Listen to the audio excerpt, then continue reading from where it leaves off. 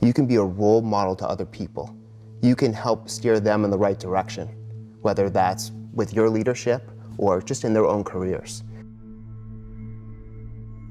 But if you don't have yourself straight, if you don't know your values, if you don't know your purpose, if you don't really know where you want to go, then they're not going to be able to come with you, and they're going to be stuck in their own careers. So focus on yourself first, and then when you figure yourself out, you can then meet with them and really understand what they're looking to do in their career and how you can best support them.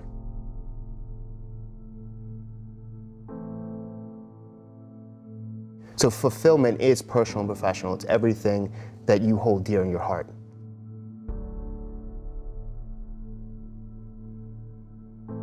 I think through life, you experience many different things. So the best way to figure out what you want to do in your life and to figure out what your values are is to have many experiences. For me, I was very fortunate because when I was 13, I had my first job. I was a caterer at my local temple in Newton, Massachusetts. And through that experience, I got to learn the most important skill, which is being able to manage and work with other people. It's why EQ will always become more important in our world. Is because if you understand how to work with other people, you not only learn how to manage and lead, but you learn a lot about yourself and how you operate and how you can relate to yourself and understand your place in the world. And so for me, by knowing that, you start to understand, okay, what's most important to me? What do I stand for? Well, for me, I want to be a resource for other people. I want to add value to people's lives. I value intelligence. I value thoughtfulness, which I think is extremely important. I think the smartest people are the most thoughtful, the ones who are thinking about every little thing, the people who are putting all that work into understanding who you are, what you represent, and being able to relate and connect with you on that human level, like you do with reading. Because you read everyone's book before you have them on, you have a better sense of who they are, you can relate to them, you can ask the right questions and form stronger bonds. And that is so important, and yet a lot of people are not willing to put that level of effort into really understanding who they are, what they represent, and what the other person wants so that they can deliver for them. I think that we need to spend a lot more time with ourselves in order to be able to invest and support other people at the highest levels. So if you spend time with yourself, you start asking yourself the big questions. So one of the questions that I've recently asked myself is, what really motivates me now, and what motivated me in the past?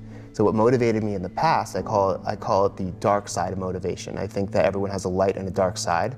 So dark side is I needed an enormous amount of validation in my 20s to cover up for my teenage years of being bullied nonstop by teachers and friends and just about everyone besides my parents.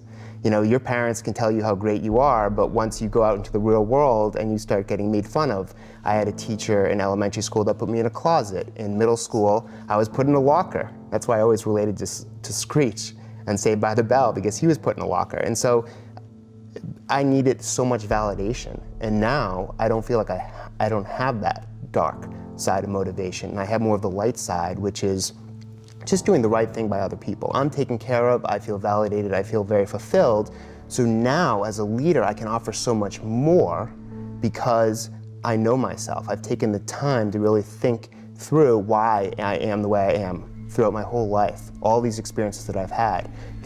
Growing up, just always working with people who are older than me and understanding and asking them what's important to them and how they formulate relationships when they're older and they have fewer closer relationships. So that to me is feedback saying, okay, if I know when I'm 60, 70, 80, I'm gonna have fewer relationships, who do I wanna be friends with and invest in now, knowing that's inevitable in the future.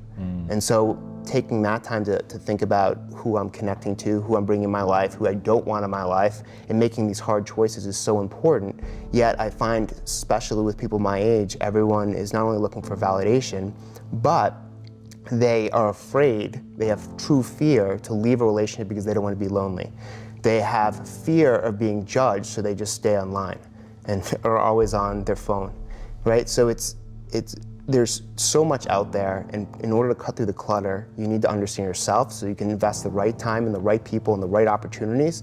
And within an organization, once you know yourself, not only can you lead people because people will want to come with you on your journey, but people are more likely to work harder for you and stay with you longer because it costs so much money to replace employees, that if you create a culture where people feel like they're part of a family, there's a sense of belongingness, which is one of the employee engagement factors that I cover in the book. People are more likely to work hard, establish friends in the workplace, stay with you longer, and outperform. And that's what you really want. Technology can bring you closer together, it can make you more human, it can create more opportunities for you, as you've also experienced. Because I was really early into personal branding, how to use social media to build it, and that has done incredible things for me. But at the same time, if we're always overusing and misusing this technology, it can bring us further apart and damage our relationships. Anxiety can be a superpower. We both like, comic books, and so it can actually supercharge your career. Because it's like, oh my God, like I gotta get this done, I gotta get that done. It's that feeling, that anxious feeling that you actually have to do more and more and more and more. But you have to be careful on that, because that could drive you to insanity and create more pressure, which is bad for your health. Awareness of a problem, I think, is the first step in solving it. And then it's about thinking about, okay, where is it maybe damaging me and where is it maybe helping me? And maybe I can take that superpower, that energy, and direct it into something that's going to be really powerful. And I had a few friends growing up that recognized this in me. And I remember when I was 9 years old, I was crying into my pillow and I was like, okay, I don't fit in, I'll never fit in, but, and the but is the most important thing, but maybe it's because I'm special and someday I'll do something great. So the but saved me psychologically.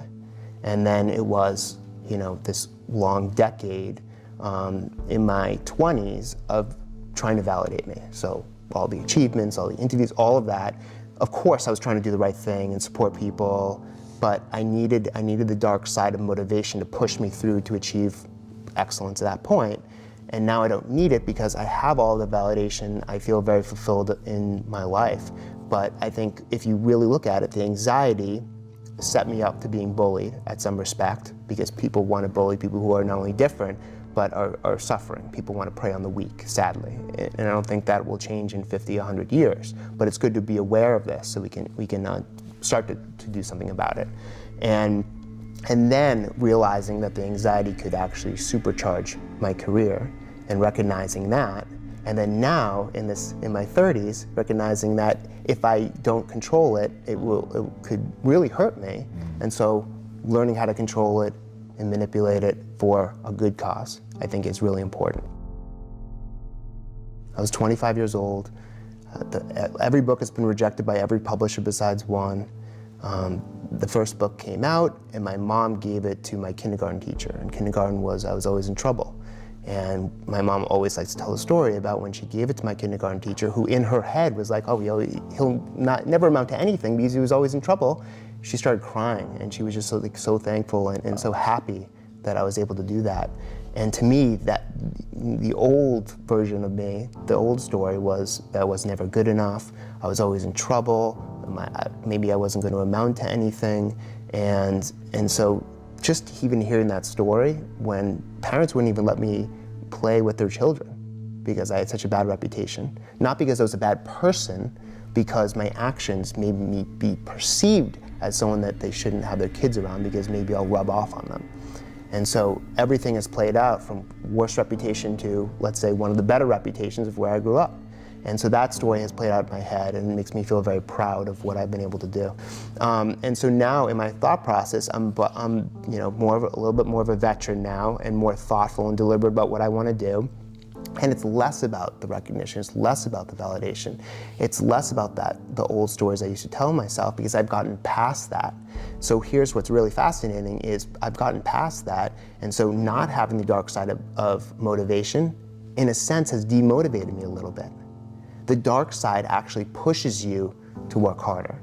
So I've been thinking about now is maybe the dark side isn't as bad as we make it out to be, and as long as it's controlled and we're conscious of it.